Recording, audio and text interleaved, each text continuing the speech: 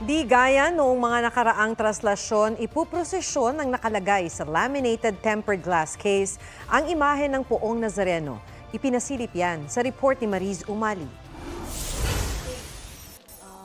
Simbolo ng buhay at pag-asa para sa mga debotong katulad ni Marhel, ang traslasyon ng itim na Poong Nazareno.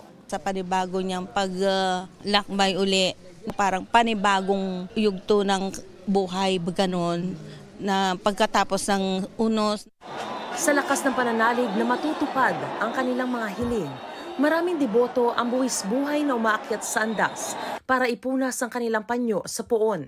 Pero hindi na yan papayagan sa traslasyon sa Martes. Sa kauna-unahang pagkakataon, ilalagay kasi ang andas sa laminated tempered glass case. Layo nitong mapigilan ang pagsampa sa andas para mas maprotektahan ang mahigit 400 taong imahe ng poon. Hindi siya bahagi ng debosyon. Dati po, ang pumapanik ay hinihila pababa ng mga deboto dahil ayaw nilang nagpamapanik ang mga, dahil nga ho, baka masira. Tuwing matapos ng pista sa mga nakaraan, hindi ho maganda ang amoy ng ating imahin. Basa ng tubig, basa ng pawis, at minsan ho, may mga dumi pa ng napagkainan sa palibot. Pwede pa rin maghagis ng panyo pero sa salamin o sa panang bahagi ng krus na nakalabas sa salamin ito maipupunas. Hindi bulletproof ang andas pero tiniyak ng komite na matibay ang salamin. Meron din itong sound system, ilaw at CCTV.